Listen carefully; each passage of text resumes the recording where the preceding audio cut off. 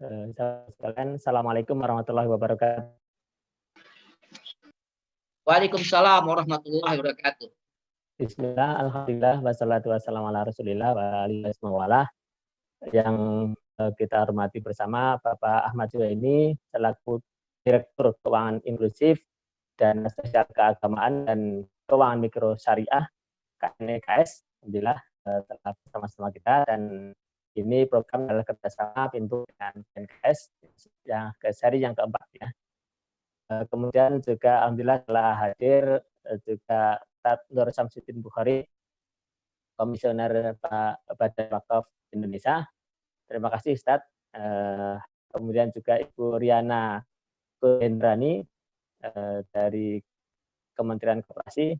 Beliau adalah Kabid Kepala Bidang Pengembangan KSPPS dan USPPS Koperasi. Ya.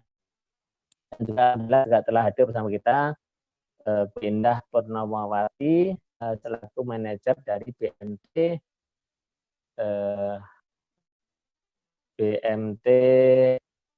dari Lampung ya. Surya Abadi, ya, Lampung. Surya Abadi. Terima kasih juga Bu Indah ya. Alhamdulillah pembicara kita sudah hadir semuanya, dan juga segenap kawan-kawan semuanya telah hadir mengikuti sesi-sesi kita. Syukur kita sampai penjatian pada sekolah di hari ini, di 10 hari terakhir kita masih bisa ikut iktikaf ya, iktikaf untuk membahas sesuatu yang bermanfaat untuknya di tempatnya masing-masing.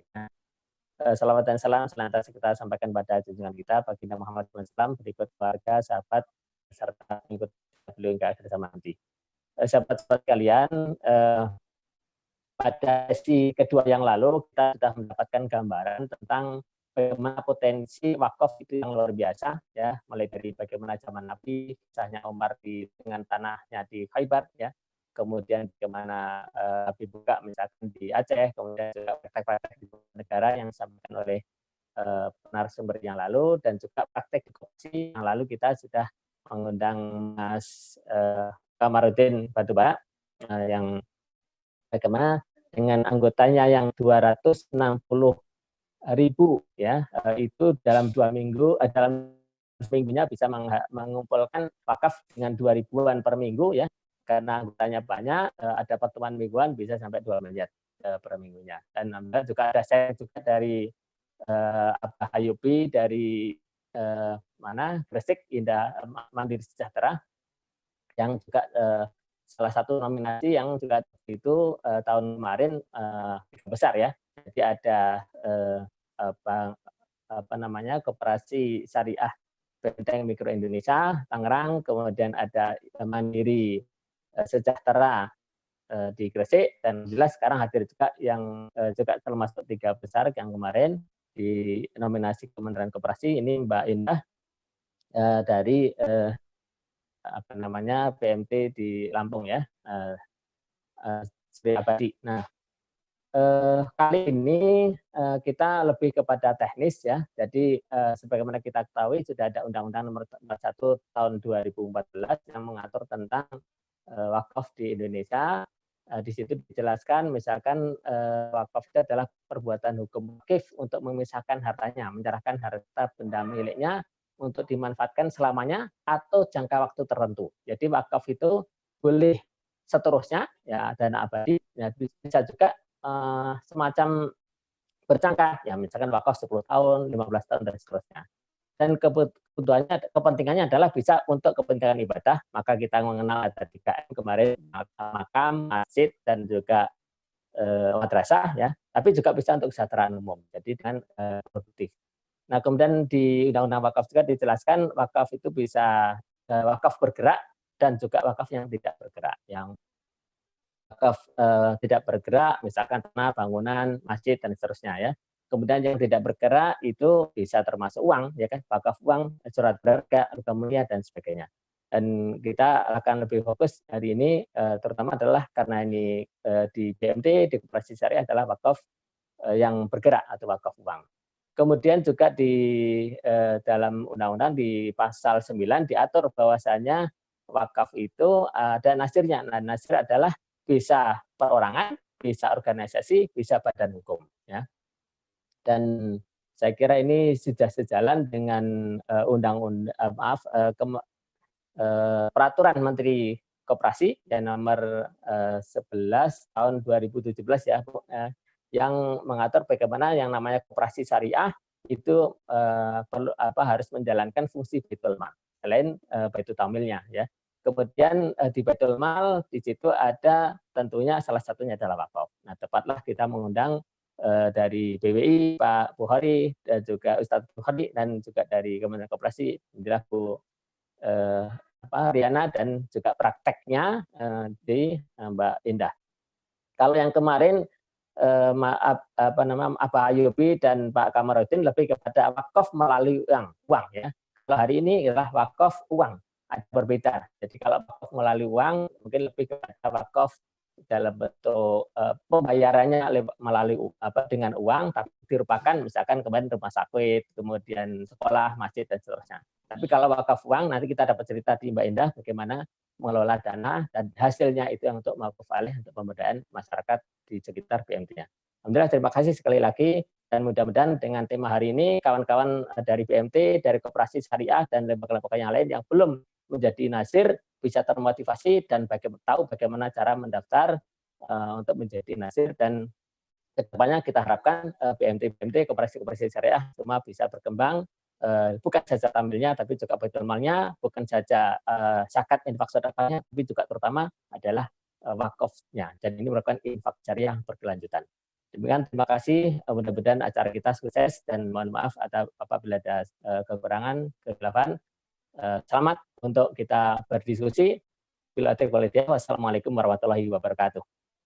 Waalaikumsalam warahmatullahi wabarakatuh. Jazakumullah Pak Aslihan Burhan. Baik sahabat forum sekalian, selanjutnya kita dapat menerima arahan, penekanan serta batasan dalam diskusi kita pada pagi hari ini, sehingga berjalan dengan roadmap ekonomi dan keuangan syariah di Indonesia saat ini. Kita mohon kepada Bapak Ahmad Juwaini untuk dapat memberikan paparannya. Beliau adalah Direktur Keuangan Inklusi, Dana Sosial, Keagamaan, dan Keuangan Mikrosyariah di KNEKS. Kepada Bapak Juwaini, waktu dan tempat kami persilahkan. Bismillahirrahmanirrahim. Assalamualaikum warahmatullahi wabarakatuh. Waalaikumsalam warahmatullahi wabarakatuh. Alhamdulillah, Allahumma sholli ala sayyidina Muhammad. Rabbi shrah li sadri wa yassir li amri wahlul 'uqdatam min lisani yafqahu qawli, amma ba'd. Yang saya hormati Pak Aslihan Burhan selaku Ketua Pinbuk. Yang saya hormati juga para pembicara, Pak Ustadz Nur Samsudin Bukhari dari Komisioner BWI, Bu Riana Kunhendrani selaku Kabid Pembinaan KSPPS dari Kementerian Koperasi dan UKM, kemudian Bu Indah Purnomawati dari BMT Surya Abadi, dan juga yang paling kita banggakan nih Pak Alwin Fajri selaku moderator pada kesempatan ini. Juga semua peserta pada kesempatan forum di pagi hari ini. Alhamdulillah, sebagaimana kita ketahui, kalau kita melihat perkembangan wakaf itu ada beberapa istilah yang pernah kita ketahui ya. Yang pertama ada istilah wakaf sosial dan wakaf produktif gitu. Jadi wakaf sosial itu wakaf-wakaf yang disalurkan untuk kegiatan-kegiatan sosial keagamaan. Yang paling populer tuh sering disebut dengan 3M itu ya, madrasah, makam, dan masjid itu. Kemudian wakaf produktif itu adalah wakaf-wakaf yang disalurkan ke dalam bentuk-bentuk produktif yang menghasilkan atau juga dimaknai oleh kita ke belakangan ini sebagai investasi. Jadi dari dulu kita lebih mempopulerkan wakaf sosial, dan kemudian sebagian kecil sudah muncul bentuk-bentuk wakaf produktif setidaknya dalam kurun 10 tahun terakhir ini gitu.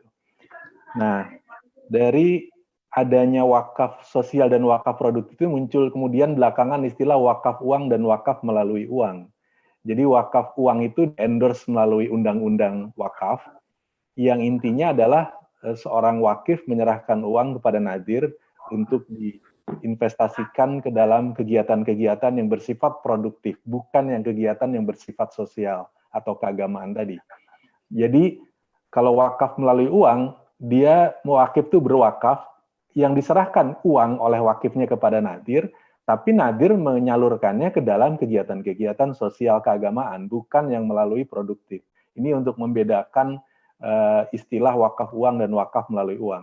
Wakaf uang ada istilahnya dari undang-undang, wakaf melalui uang hanya istilah yang dikomunikasikan di antara para pegiat wakaf selama ini. Dia belum tercatat di suatu dokumen peraturan ataupun perundang-undangan. Kemudian di undang-undang juga ada istilah LKSPWU, Lembaga Keuangan Syariah Pengelola Wakaf Uang. Jadi pada awalnya LKSPWU yang disebut dalam undang-undang wakaf itu hanya melingkupi perbankan. Tetapi kemudian diperluas dan kita juga berharap maknanya semakin diperluas dari makna LKSPWU ini sehingga bukan hanya bank, tapi setiap lembaga yang memiliki kemampuan untuk melakukan pengelolaan keuangan. Harusnya dalam hal ini keuangan wakaf atau wakaf uang. Jadi harusnya diperluas maknanya seperti itu. Tidak semata-mata diartikan sebagai bank saja gitu. Kemudian di dalam perkembangan wakaf kita juga melihat ada istilah wakaf selamanya dan wakaf sementara. Jadi kalau dulu kita tuh memiliki pandangan fikih yang merujuk kepada pendapat-pendapat para ulama, itu kan seolah-olah wakaf tuh hanya pilihannya wakaf yang abadi, wakaf yang selamanya saja. Tapi sebenarnya di dalam pendapat-pendapat para ulama yang belum dipopulerkan pada waktu di masa lalu, yang kemudian mulai digali dan dikembangkan sekarang, sebenarnya juga ada klausul tentang wakaf sementara. Jadi seseorang wakif bisa berwakaf dengan temporer waktu tertentu. Tentu waktunya tidak boleh terlalu pendek juga kalaupun sementara. Jadi misalnya bisa 5 tahun, 10 tahun.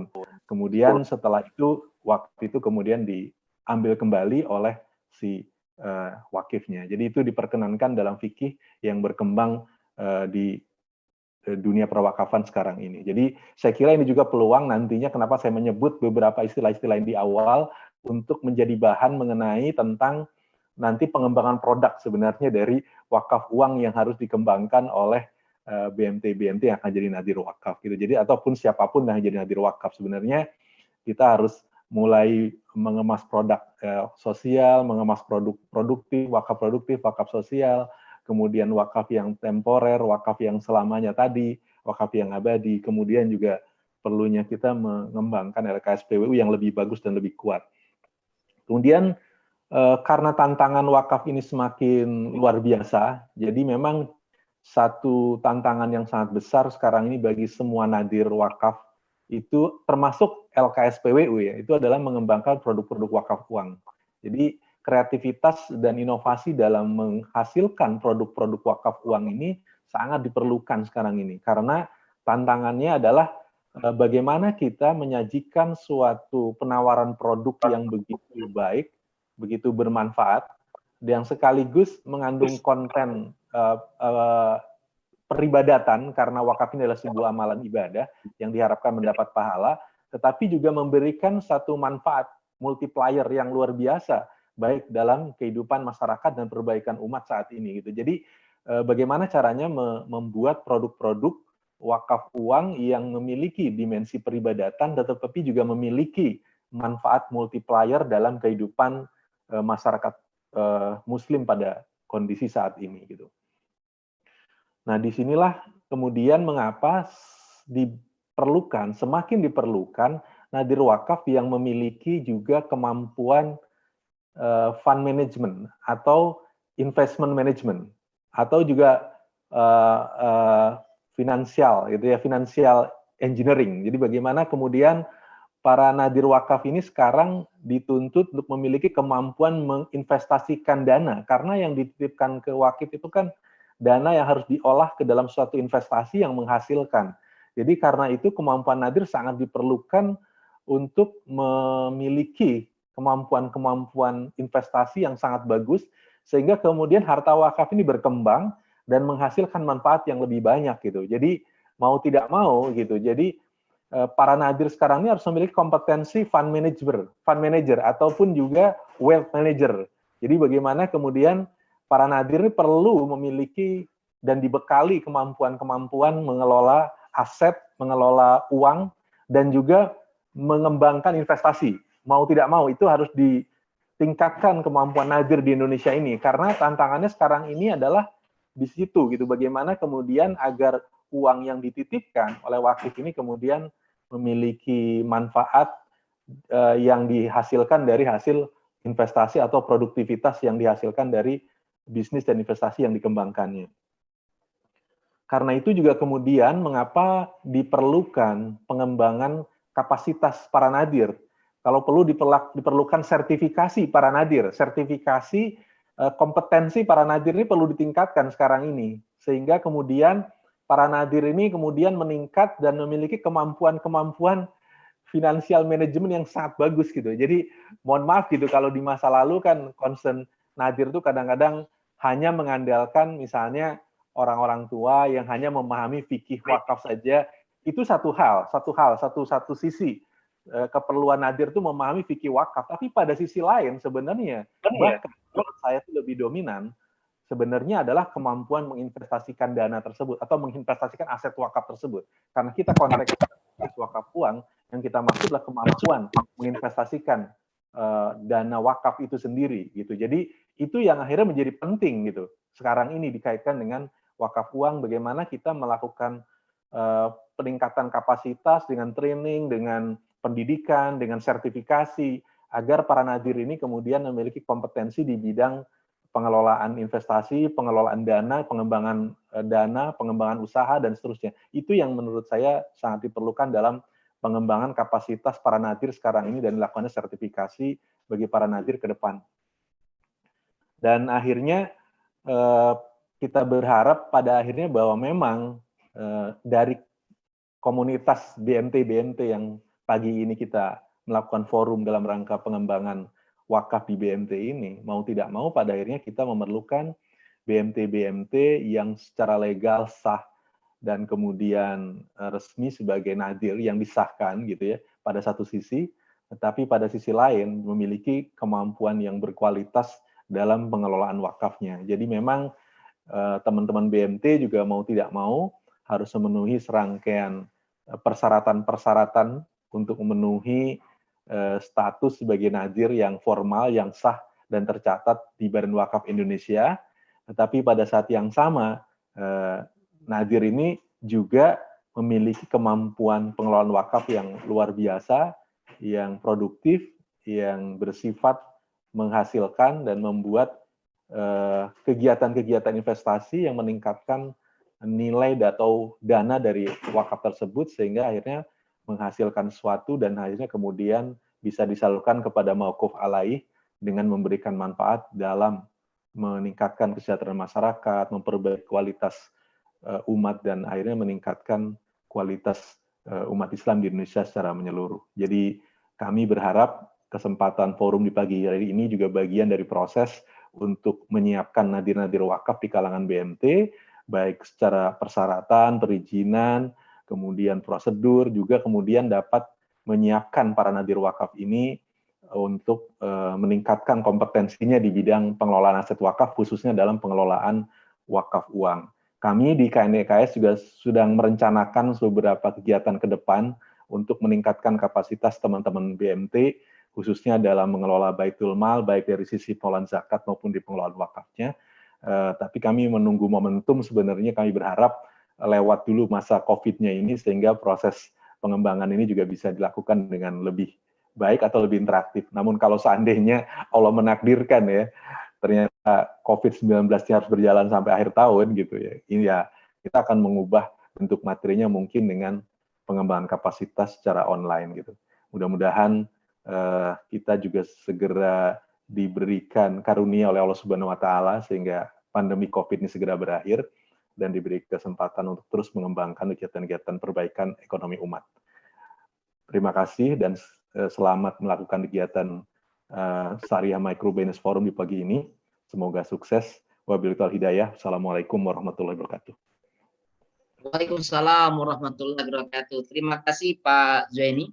Ada beberapa hal yang mungkin bisa kita tangkap dari paparan beliau tadi, bagaimana saatnya kita mendorong wakaf produktif, yang dimana selama ini kita lebih mengenal wakaf-wakaf dalam dimensi sosial. Kemudian juga beliau berharap bagaimana LKS PWU itu tidak hanya didominasi saat ini oleh perbankan, tapi mungkin lembaga-lembaga keuangan lainnya juga bisa sebagai LKS PWU. Kemudian juga tadi bagaimana kita bisa mensosialisasikan bahwa wakaf tidak hanya yang selamanya saja yang ada dari sisi waktu, tapi juga ada wakaf sementara yang perlu kita sosialisasikan kepada masyarakat. Yang selanjutnya, bagaimana caranya para nazir mampu membuat produk-produk wakaf uang yang inovatif, ya. Tidak hanya dari sisi peribadatan saja, tapi bagaimana wakaf ini memiliki dimensi lain yang bermanfaat bagi umat, sehingga kita membutuhkan nazir-nazir yang inovatif, yang memiliki kemampuan mengelola aset dan juga pengembangan investasinya. Kemudian juga beliau berharap bagaimana pengembangan kapasitas nazir. Mudah-mudahan semua nazir yang ada di Indonesia ini tersertifikasi. Dan terakhir, beliau berharap bagaimana komunitas BMT, KSPPS yang memiliki legal sah sebagai nazir memiliki kemampuan berkualitas dalam pengelolaan wakaf, sehingga wakaf di Indonesia semakin berjaya. Demikian dari paparan dari Pak Ahmad Juwaini selaku perwakilan dari KNEKS. Baik sahabat forum sekalian yang luar biasa, berikut ini adalah sosok yang